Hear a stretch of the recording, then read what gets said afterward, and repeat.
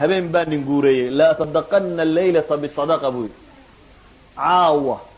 intaan guureeyo sadaqaan la baxaya muxuu habeennimo u doortay wuxuu rabaa inuu ikhfaa sameeyo inuu ka baxo maxay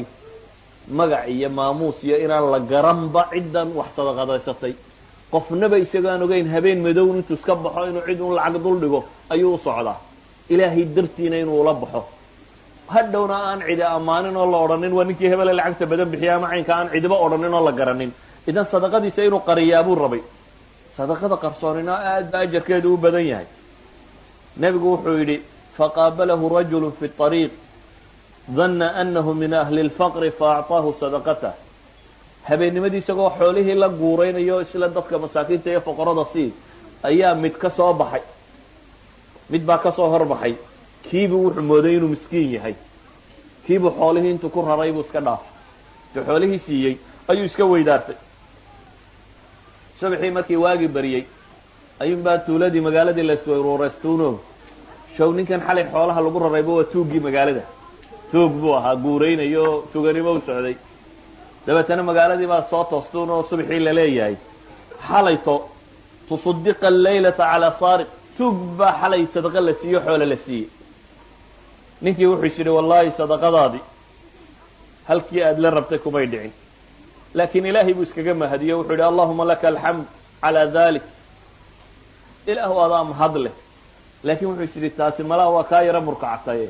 mid fiican oo kale caawa la guuree habeen kaluu haddana sadaqa la guureeyey siduu u socday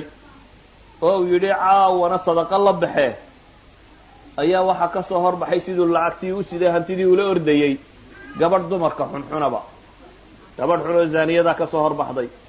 dabeetana intuu ku raray ayuu dhaafa waagii baa beriyey magaaladii waxay isla soo kacday iyadoo la leeyahay gabadhii xumayd ee suuqa joogtay xalay midunbaa lacag ku raray oo xoole xalay la siiyey ilaahay buu iska mahadiyey haddana wuxuu is yidhi halkii aada la rabtay weli kumay dhicin habeen saddexaadkiiba haddana sadaqa la guureeyey isagoo isla meel fiican aada la dhigtid habeenkii saddexaadna siduu u socday waxaa ka soo horbaxay uun magaalada ninkii taajirka u ahaa dabeetana wuxuu is yidhi uun kan habeenka guuraynaya isna waa baahan yahay uun waa ku raray kiina waagii baa beriyo waxaa la yidhi ninkii maalqabeenka magaalada u ahaa xalay mid baa lacag dul dhigay oo siiyey baa la yidhi mid baa hanti helay dabeetana nebigu wuxuu yidhi ninkii riyaa loogu riyooday dabeetana waxaa loo sheegay ru'yo arkoo riyadii waxaa loo sheegay amaa sadaqatuka calaa saariq falacallahu an yastacifa can sariqatih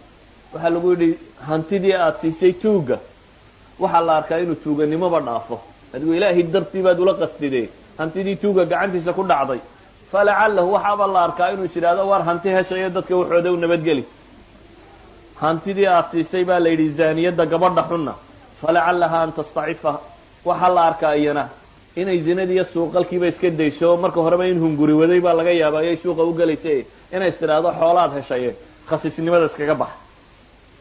si aada haniga ku rartayna baa la yidhi waxaa la arkaa in uu isna is yidhaahdo war waxaan hanti alla kaa siiyey wax ka bixi dadkuba waa kan wax sadaqadaysanayeen idan ninkan camalkiisii isagu meel buu la qasdiyey ugamasase dhicin